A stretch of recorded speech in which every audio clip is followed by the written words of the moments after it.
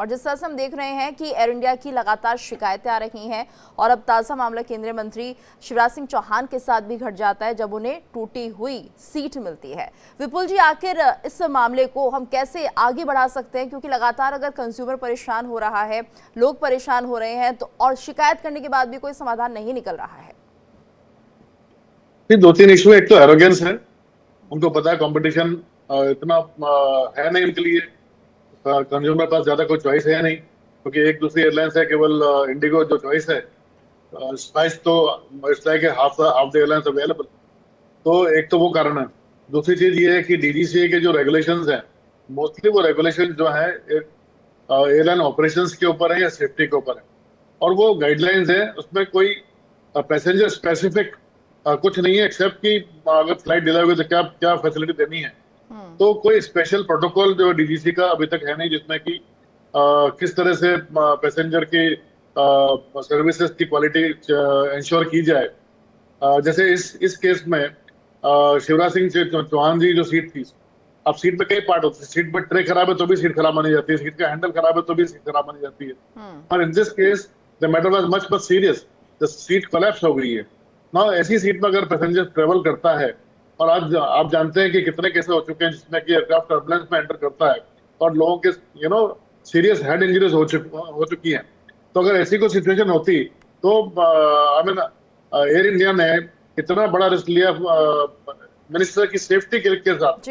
तो इस तरह का अगर एटीट्यूड आप देखते हैं, मिनिस्टर रिपोर्ट कर रहा है तो सोल्यूशन नहीं है, तो मैं समझता हूँ केवल ये कल्चरल प्रॉब्लम है, एटीट्यूड प्रॉब्लम है, उनको पता है कि इनके पास ऑप्शन तो कुछ है नहीं, जाना इनको हमारे साथ ही है।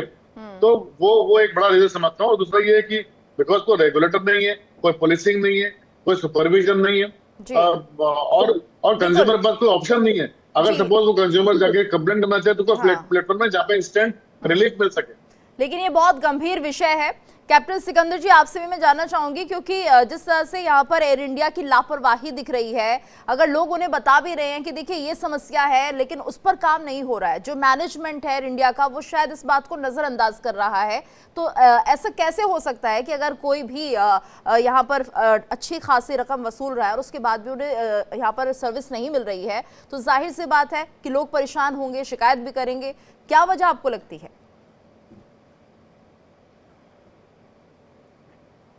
केबिन सेफ्टी उतनी इंपॉर्टेंट है जैसे कॉकपिट सेफ्टी।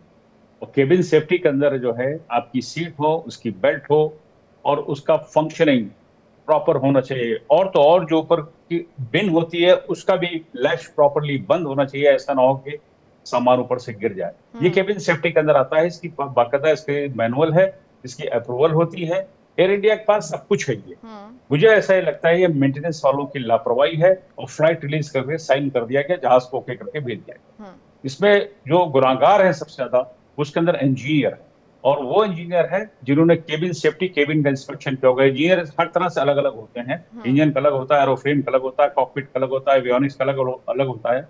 इस तरह से केबिन के अंदर के इंजीनियर्स होते हैं, उनकी ड्यूटी बनती है कि एक एक सीट को चेक करें, उसके बाद तभी जहाज को फ्लाइट रिलीज करें और तभी जहाज जाए। ये इनकी चूक है बहुत बड़ी। मुझे ऐसा लगता नहीं कि एयर इंडिया बहुत पुरानी कंपनी है, उनके जहाज भी आज के डेट में नए आ गए हैं, होना नहीं चाहिए। किसी पुराने जहाज में ऐसा हो गया होगा, उसमें कहते हैं कि ये जो भी कहिए ह्यूमन एरर है, सीधा सीधा जी। यानी जिसकी जिम्मेदारी ये है इन सीटों को मेंटेन करने की, वो अपनी जिम्मेदारी नहीं निभा रहे हैं और कहीं ना कहीं यहाँ पर लापरवाही जरूर दिख रही है। ठीक है, हमारे साथ डॉक्टर शीतल कपूर भी जुड़े हुए हैं जो कि कंज्यूमर फोरम एक्सपर्ट हैं। शीतल जी, ऐसे मामलों में अगर कोई कंज्यूमर शिकायत करना चाहता है और इस बात को लेकर आगे वो किस तरीके से कंप्लेंट कर सकता है, क्या उसके लिए राइट्स हैं? पहले तो मैं जो है मंत्री जी को धन्यवाद करना चाहूंगी कि ये जो है बहुत बड़ी समस्या है, एयरलाइंस द्वारा जो इतनी बड़ी त्रुटि की जा रही है और डेफिशिएंसी इन सर्विस जो है वो की जा रही है। और अभी जो उन्होंने इस बात को जब हाईलाइट किया ट्वीट द्वारा, तो उजागर हुआ कि और बहुत सारी बातें सामने आ रही हैं। तो इस में जो है उपभोक्ता का पहला तो यही कदम होगा कि वह जहां से उसने जो एयरलाइन ने त्रुटि की है, जो डेफिशिएंसी सर्विस का केस बनता है, और वो वहां पर पहले अपना लिखित में उसको दे, और वहां से अगर वहां से कोई जवाब नहीं आता है तो आप जो है फिर अपना जो है एक है कि कदम कि आप कंज्यूमर कोर्ट में जा सकते हैं। जहां पर कि आपको प्रूव करना होगा कि ये डेफिशिएंसी इन सर्विस हुई है, और ये एक तरह से अनफेयर ट्रेड प्रैक्टिस भी है कि आपके जो उपभोक्ता के अधिकार हैं, जिसमें सुरक्षा का अधिकार सबसे पहला आता है कि आपका जो कि आपकी जो सीटी है वो ही टूटी हुई है। तो अगर कोई भी प्रॉब्लम आती है तो आपके कैसे आप जो है वो बचेंगे, और आपकी बेल्ट कैसे। और यहाँ पे मंत्री जी ने जब बताया कि ये उस ट्वीट में ये भी लिखा हुआ है कि कई सीटें उसमें जो है वो मैनेजमेंट को बताई भी, मैनेजमेंट ने बोला भी, तब भी उन्होंने उस सीट को मंत्री जी को दिया और उस पे पैसे लिए गए हैं। तो ये बहुत बड़ी डेफिशिएंसी इन सर्विस का केस है, और ये कंज्यूमर कोर्ट में भी उपभोक्ता जा सकता है। जी, यानी कि डॉक्टर शीतल आप कह रही हैं कि कोई भी कंज्यूमर है जिसके साथ ऐसा कुछ हुआ है वो सीधे पहले मैनेजमेंट से शिकायत करे, और उसके बाद अगर वहां उन्हें लग रहा है कि सुनवाई नहीं हो रही है तो फिर उसके बाद वो कंज्यूमर कोर्ट जा सकता है। तो हमारे साथ आशुतोष श्रीवास्तव जी भी जुड़े हुए हैं। आशुतोष जी, आप वकील है कंज्यूमर फोरम के, हमें बताइए कि कंज्यूमर कोर्ट कैसे यहाँ पर उपभोक्ता जा सकता है। अब जैसे कि अभी मेरे मित्र ने जो बताया, बिल्कुल कंज्यूमर कोर्ट के बारे में बिल्कुल सही बताया उन्होंने। और दूसरी बात ये है कि देखिए, हम लोग जानते हैं कि शिवराज चौहान जी जो हैं एक बहुत ही सीनियर नेता रहे हैं और एक बहुत सिंसियर मिनिस्टर हैं वो। और अगर वो इस तरह के जो है कंप्लेंट अगर कर रहे हैं तो मुझे लगता है डीजीसीए को बहुत सीरियसली लेना चाहिए, और एयर इंडिया को अपने सर्विसेज के बारे में बिल्कुल ध्यान देना चाहिए, क्योंकि ये पहली बार नहीं है, पहले भी बहुत सारे कंप्लेंट्स आ चुके हैं, बहुत सीरियस कंप्लेंट्स आ चुके हैं। और उसके बावजूद भी जो है अगर ध्यान नहीं दिया जा रहा है, देखिए पूरी फ्लाइट की पूरी चेकअप होनी चाहिए उनकी तरफ से। जब भी कोई फ्लाई होता है तो उसके पहले जो इंजीनियरिंग पार्ट के अलावा जो है पैसेंजर सेफ्टी के बारे में भी उनको ध्यान पूरी तरह से देना चाहिए। ये सिर्फ अनकंफर्टेबल सिचुएशन नहीं है या डेफिशिएंसी इन सर्विस का मामला नहीं है, बल्कि मुझे लगता है कि इसमें कोई बड़ा एक्सीडेंट भी हो सकता है किसी दिन। और जो है हम लोग देखते हैं कि जिस तरह से फ्लाइट जो है टेक ऑफ करती है, लैंड करती है, तो उस टाइम जो है सीट बेल्ट लगाना या जो है जो भी बैठा हुआ जो ट्रैवलर है उसको हर तरीके से प्रोटेक्टेड रखना, ये पूरी तरह से जिम्मेदारी होती है एयरलाइन की। तो अगर इस तरह की कोई दुर्घटना घटती है ऐसे सिचुएशन में, अगर सीट टूटा हुआ हो, सीट बेल्ट टूटा हुआ हो या ऐसा कुछ भी हो, तो टेक ऑफ के टाइम या लैंडिंग के टाइम कोई भी जो है अपनी जगह से गिर सकता है या कोई भी घटना घट सकती है ऐसे सिचुएशन में, और काफी मेजर इशू हो सकता है। और मुझे लगता है कि इस पे काफी सीरियसली ध्यान देने की जरूरत है।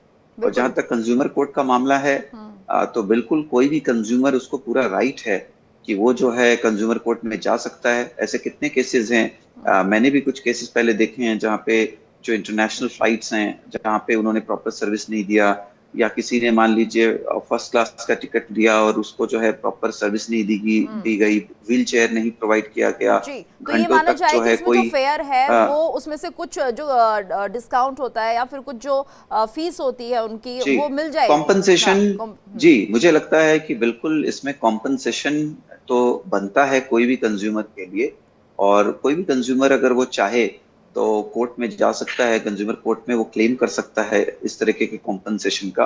और इस केस में भी मुझे लगता है कि कोर्ट बिना जाए ही एयर इंडिया को इस बात को, जहां तक मेरा नॉलेज है, उन्होंने अपोलोजाइज तो किया है, उसके अलावा जो है मुझे लगता है उनको कॉम्पनसेट करना चाहिए। और उनको ये बात जो है कंज्यूमर्स को एक एश्योरेंस देना चाहिए कि आगे से इस तरीके की कोई घटना नहीं घटेगी, ताकि लोगों का कॉन्फिडेंस बने। ये सिर्फ सर्विस की बात नहीं है, जैसे मैंने कहा, ये सेफ्टी उससे भी ज्यादा इम्पोर्टेंट है इस पूरे मामले में। बिल्कुल, सेफ्टी बहुत इंपॉर्टेंट है विपुल जी। और ये देखिए, अगर सीट धसी हुई है या परफेक्ट नहीं है तो जाहिर सी बात है जो सीट बेल्ट है उसे लगाने में भी समस्या आएगी, और जब विमान टेक ऑफ कर रहा होगा या फिर नीचे उतर रहा होगा तो उस वक्त कहीं ना कहीं समस्या हो सकती है। और एक ये बहुत बड़ा कह सकते हैं लापरवाही है यहाँ पर कि आप किसी की जान के साथ खिलवाड़ कर रहे हैं। दूसरा, ये मैनेजमेंट यहाँ पर लापरवाही क्यों बरत रहा है? क्या वो चाहते हैं कि जिस हालत में ये सीट है वो वैसी बनी रहे? और ये एक नहीं है, तकरीबन कई ऐसी सीटें जो इसी तरह से टूटी फूटी हैं।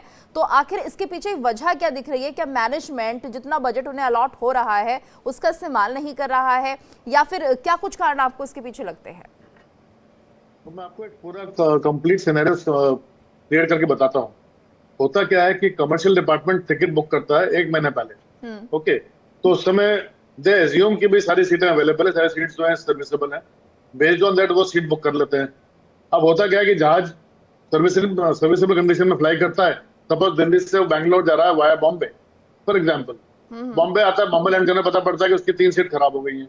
Now reaction time available, rule बोलता है कि आप जो सीट खराब है उसको आप अलोकेट नहीं कर सकते, आप उसको कैंसिल कर सकते हो। बट द प्रैक्टिकल प्रॉब्लम ये है कि अगर आप कैंसिल कर दो, सपोज मैं इंपॉर्टेंट मीटिंग के लिए जा रहा हूँ, तो मेरा तो सारा सिस्टम ही कोलैप्स हो जाएगा। तो द बेस्ट ऑप्शन अवेलेबल जो एयरलाइंस के पास है वो भाई सीट सेफ नहीं है, हम आपको अलोकेट नहीं करते, you can go with the flight. Problem किधर है? प्रॉब्लम ये है कि एयरलाइंस का इंटरनल सिस्टम ऐसा कुछ नहीं है जिससे कि immediately they can be accommodated in some other flight. दूसरी चीज, जैसे इंटरनेशनल लेवल पर स्टार अलायंस है, जहाँ पे कि यूनाइटेड एयरलाइंस है, एयर इंडिया है, टर्किश एयरलाइंस है, एमिरेट्स है, इनका एक स्टार अलायंस है। उसमें क्या होता है कि सपोज ऐसी कोई प्रॉब्लम आती है तो विदाउट कस्टमर कंप्लेनिंग ऑटोमेटिकली आपको शिफ्ट कर दिया जाता है किसी दूसरी एयरलाइंस के एयरक्राफ्ट पर, and you are informed automatically. तो ऐसा कोई अलायंस डोमेस्टिक लेवल पर होना बहुत जरूरी है, जिससे कि पैसेंजर का सेफ्टी भी हो जाए और पैसेंजर का जो ऑब्जेक्टिव है उसको डिस्कम्फर्ट भी नहीं हो। तो ऐसा कुछ सिस्टम आई थिंक मुझे लगता है कि डीजीसी को डिराइव करना चाहिए, और डीजीसी कोई स्पॉन्टेनियस सिस्टम लाना पड़ेगा, प्लेटफॉर्म लाना पड़ेगा जहाँ पे उनको स्पॉन्टेनियसली कस्टमर कंज्यूमर को रिलीफ मिले। जी बिल्कुल। और डॉक्टर शीतल कपूर, ये भी देखिए कि अगर यहाँ पर इस तरह का कोई भी समस्या आती है कि सपोज सीट ही ठीक नहीं है, टूटी हुई है, तो ऐसे में जो यात्री वहाँ पर पहुंचे हुए हैं वो साफ मना कर सकते हैं? क्या उन्हें फेयर जो है वो पूरा मिलेगा? इसको लेकर क्या नियम कहते हैं? देखिए, मैं भी एक कंज्यूमर फोरम से जो है हमारी एक एसोसिएशन है, वॉलंटरी कंज्यूमर एसोसिएशन से जुड़ी हुई हूँ, तो हम लोग भी बहुत सारे केसेस हमारे पास आते हैं। तो ये पाया जाता है कि कई बार जो समस्या है वो रिफंड की जब आती है तो 4-4 महीने लग जाते हैं कंज्यूमर को रिफंड मिलने में। और ऐसे जो है नेशनल कंज्यूमर हेल्पलाइन जो है वो एक गवर्नमेंट द्वारा ही बनाई हुई एक एडीआर मेथड है, तो वहां भी ये देखा जा रहा है कि 10,000 तक केसेस ऐसे आए हैं जहां रिफंड जो है विभिन्न एयरलाइंस के कि लोगों को टाइम से रिफंड नहीं मिल रहा है। तो इसमें जो है मेरे उससे जो है एक ऐसा ग्रीवेंस मैकेनिज्म होना चाहिए, जब कंज्यूमर जैसे ही फीडबैक दे रहा है तो तुरंत ही उसे जो है निवारण मिले।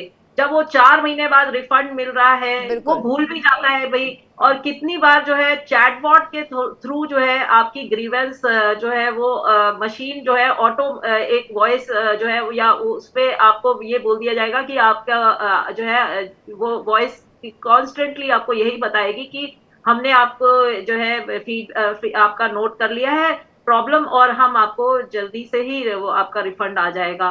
तो इस तरह के जो केसेस होते हैं, हर एक कंज्यूमर की प्रॉब्लम जो होती है बड़ी यूनिक होती है।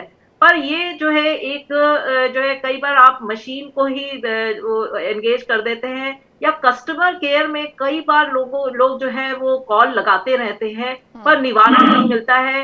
और जैसे कनेक्टिंग फ्लाइट है और कंज्यूमर जो है वो उसकी जो कैंसिल हो जाती है पहली फ्लाइट, तो उसके और उसको दूसरी फ्लाइट जो मिल रही है अब आप दे रहे हैं दूसरी जो 2 दिन बाद, तो वो अगर उसको शादी में जाना है या कोई इम्पोर्टेंट काम है तो वो तो उसका वहीं रह जाता है। और जो हेल्प करने के लिए भी जैसे अब कोई सेंटर होना चाहिए, वो उसको ईमेल जैसे आपने कैंसिलेशन तो लिख दिया या फ्लाइट कैंसिल हो गई है, लेकिन अब दूसरा मेथड क्या है कि उसको कब फ्लाइट मिलेगी वो नहीं बताया जाता, कोई ईमेल नहीं दी जाती, कोई कॉन्टैक्ट नंबर नहीं देती है। तो ये ग्रीवेंस मैकेनिज्म को काफी स्पीड अप करने की जरूरत है, जो मैं सोचती हूँ। जी यानी कि माना जाए आशुतोष जी, ये जो मैकेनिज्म है ग्रीवेंसेस का, ये कहीं ना कहीं समस्या बना हुआ है कस्टमर्स के लिए, और उन्हें लगता है कि अगर हम इस बात की शिकायत करेंगे बहुत लंबा वक्त लगेगा, या हम अगर शिकायत करते भी और कोई सुनता नहीं है तो फायदा क्या होगा। यानी इसमें थोड़ा सुधार की आवश्यकता है, जिससे कि जो कंज्यूमर है वो भी हिम्मत दिखाए और आगे बढ़े, क्योंकि एक लंबे वक्त का इंतजार शायद कोई नहीं करना चाहता है। जी देखिए, अभी हमने रिसेंटली देखा कि किसी भी कंज्यूमर जो जा रहा हो फ्लाइट में, अगर उसने कोई गलती करी हो या उसने कोई गलत तरीके से बात किया हो क्रू के साथ, क्रू मेंबर्स के साथ, तो उसके ऊपर स्ट्रिक्ट एक्शन लिया है एयरलाइन ने, और उनको जो है डिबार भी कर दिया आगे के लिए ट्रैवल करने के लिए फ्लाइट में उस पर्टिकुलर एयरलाइंस के थ्रू। तो उसी तरीके से एयरलाइन को भी समझना पड़ेगा कि उनकी जिम्मेदारियां क्या हैं। ऐसा नहीं है कि सिर्फ कंज्यूमर को ही आप रिस्पॉन्सिबल बनाएंगे, आपकी भी अपनी रिस्पॉन्सिबिलिटी होनी चाहिए। ये एयरलाइन को समझना जरूरी है।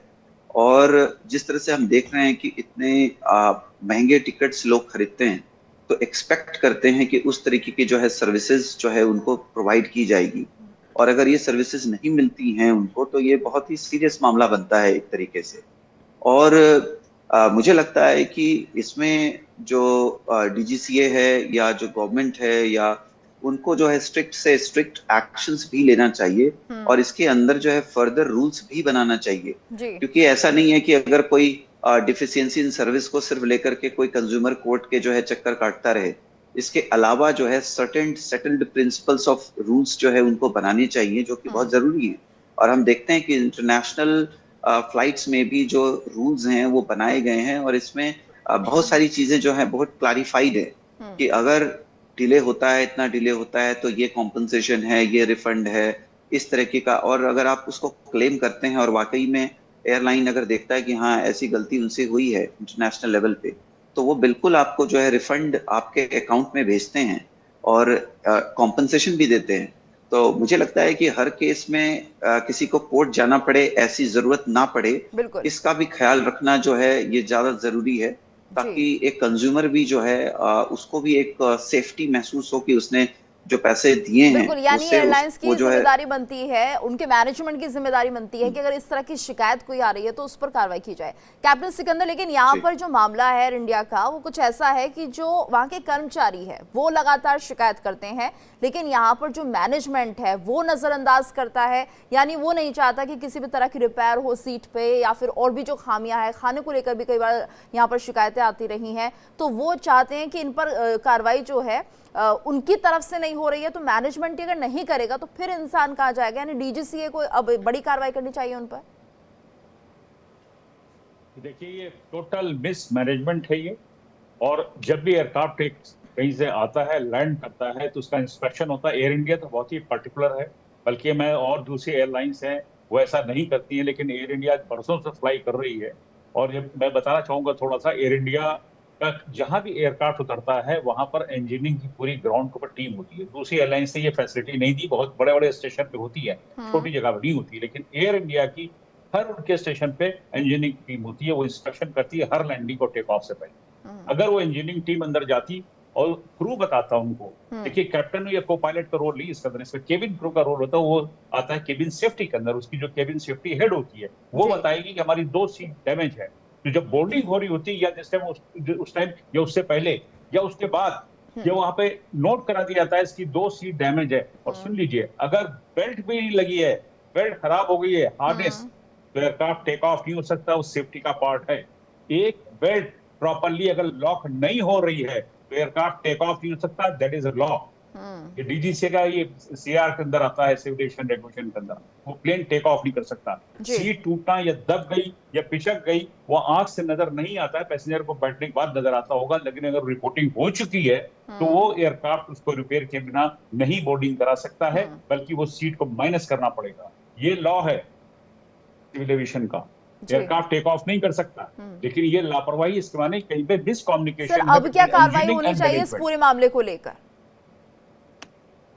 इसके ऊपर इस जो ये मैटर है कि शिवराज सिंह जी बैठे हुए थे, जाहिर है कि उन्होंने इस बात को उठाया है, तो इसके ऊपर इंक्वायरी हो गया है। हम जानते हैं एयरलाइंस अपने इंक्वायरी करेंगे, DGCA के लोग भी इसकी इंक्वायरी करेंगे। ये जो है केबिन सेफ्टी का पार्ट है। मैं बार बार इस चीज को दोहरा रहा हूँ, ये हल्के में नहीं लिया सकता, इसकी पूरी मैनुअल है, उसकी अप्रूवल करानी पड़ती है हर एयरलाइंस को, और तो और हर चार्टर्ड कंपनी को भी अपने जहाज की केबिन सेफ्टी की अप्रूवल करानी पड़ती है। एक एक सीट, एक एक बेल्ट, एक एक चीज प्रॉपर होना चाहिए टेक ऑफ से पहले। सीधी सी बात है। और इसमें यहाँ पे है, इन्होंने नजरअंदाज किया है, लापरवाही बरती है इंजीनियरिंग डिपार्टमेंट ने, इसको रिपोर्ट नहीं किया मैनेजमेंट को, कहीं पे कम्युनिकेशन गैप है, सीधी सी बात है। लेकिन यहाँ पर विपुल सर, बहुत बड़ी जो लापरवाही है वो मैनेजमेंट की तरफ से ही है। मैनेजमेंट या तो नजरअंदाज कर रहा है, उन्हें लग रहा है कि कोई कार्रवाई नहीं होगी, या ये कहिए कि एक जो रिस्पॉन्सिबिलिटी होती है अपने कस्टमर्स के लिए, वो शायद यहाँ पर मैनेजमेंट में नहीं दिख रही है। जैसा मैंने शुरू में बोला था कि ये कल्चरल इशू है। ये ऐसा नहीं कि पहली बार हुआ है कि सीट खराब हो गई और वो अनफॉर्चुनेटली वहाँ मिनिस्टर साहब की सीट थी। इस तरह की complaints time and again report हुई हैं, पर चूंकि आज तक कोई सीवियर एक्शन किसी भी एयरलाइन के खिलाफ है, मैं केवल एयर इंडिया नहीं बोल रहा हूँ, इंडिगो में भी हुआ है, स्पाइस में भी हुआ है, सब में गो एयर में भी हुआ है, बट क्योंकि इसके ऊपर कभी तो विपुल जी, क्या आप कहना चाह रहे हैं सर, नियमों में बदलाव होना अब जरूरी है, अब और ज्यादा सख्ती के साथ नियम बनाए जाने चाहिए? बिल्कुल। तो एक तो प्यूनिटिव एक्शन बहुत हार्श होना चाहिए। सेकंड थिंग, जैसे मैंने बोला कि एक मैकेनिज्म होना चाहिए जिससे कि अगर ऐसी सिचुएशन आती है तो अगर हमारा डोमेस्टिक लेवल पे भी कोई अलायंस हो जाएगा एयरलाइंस का आपस में, तो ऐसे पैसेंजर को दूसरी एयरलाइन के एयरक्राफ्ट में या सेम एयरलाइन के दूसरे एयरक्राफ्ट में एडजस्ट किया जा सकता है, ताकि दोनों का काम हो जाए, सेफ्टी भी हो जाए और पैसेंजर को भी सफर नहीं करना पड़े और सिचुएशन रिफंड तक नहीं पहुंचे। Because I don't think passenger जो फ्लाइट से ट्रेवल कर रहा है उसको रिफंड में ज्यादा इंटरेस्ट है, उसको सर्विस में ज्यादा इंटरेस्ट है। बिल्कुल, और इस पर कार्रवाई जरूर होनी चाहिए, और अगर मैनेजमेंट यहाँ पर लापरवाह बना हुआ है तो डीजीसीए की ये रिस्पॉन्सिबिलिटी है कि वो तुरंत कार्रवाई करें और जो लोग यहाँ पर ट्रैवल कर रहे हैं, जो यात्री परेशान हो रहे हैं, उनके लिए कोई बेहतर व्यवस्था की जाए।